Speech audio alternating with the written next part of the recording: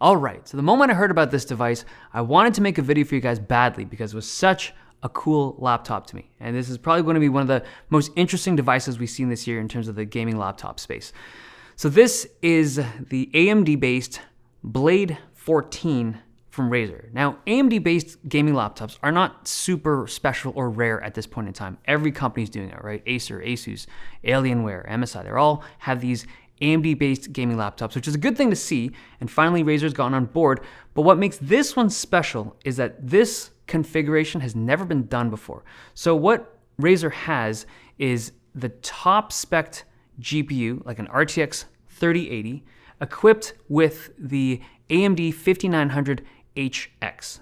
It's a step above the chip that's being seen in basically every other thin and light gaming laptop out there, which is the HS or the H variant. This is the HX, an unlocked, overclockable AMD chip, and it's all packaged in this thin gaming laptop. This is just a 14-inch gaming laptop. It's kind of crazy what's going on here. Like, the engineering to make this happen is quite impressive. You put it beside like a 15-inch, like this is the 15-inch Razer Blade Advance or the Studio Edition, like you can see the difference in size. It's very small, very compact.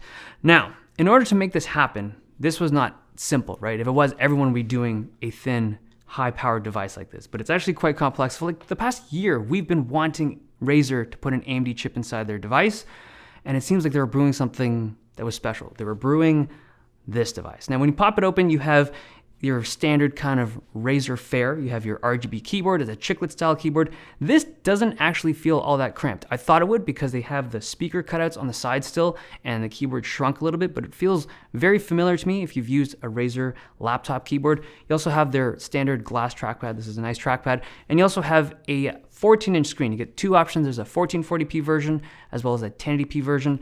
And there's also a webcam up top that supports Windows Hello, so you can log in with face biometrics. These are very fast screens, and even on this pre-production unit, I'm not seeing any kind of ghosting or artifacting that we've seen on other 14-inch gaming laptops. So yeah, I think this is a well-rounded package. Now, I want to talk about those two components a little bit more detail. So the CPU and the GPU, and what makes it special. So in the traditional kind of thin and light gaming laptop space, if they're using an AMD chip in there, they're using either 5800H or 5900HS. Both very capable chips, but they're just kind of the standard fare. I say standard, it's still like high-end stuff, but it's like the regular AMD chips. This is running the HX, the unlocked overclockable chip. So the boost clock is higher at the top end, but even the base clock is faster. It's like 10% faster than the regular chips.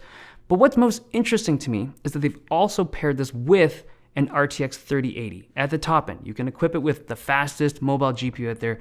And the question is like, how? How are they doing this? Like, it doesn't make sense to me. I mean, everyone wants that. Every gaming laptop would love to stick the fastest, most powerful components inside it and sell it, but you can't do it. There's thermal limitations, right? How did they pull this off? Now, this is a pre-production unit, so I can't run any kind of extensive testing or proper benchmarking on it, but when I pop it open, you can see the presence of the vapor chamber. This is tech that they've used in a lot of their high-end devices. It's just a method of cooling the chips a little bit more effectively than a regular heat pipe. But there's a couple other things I want to draw your attention to. Razer in the past has done this thing where they lower the CPU clock speed just a smidge to keep the temperatures down. And it's quite effective. It keeps their systems cooler and quieter than a lot of other competitors, but the clock speeds have been dropped a smidge. And the fact that Synapse controls the power distribution, like between the CPU and the GPU, I think that Razer can do it. I think that Razer can make this product and make it a functional, viable performance laptop in a small form factor with all those high-end components in it. It's pretty cool.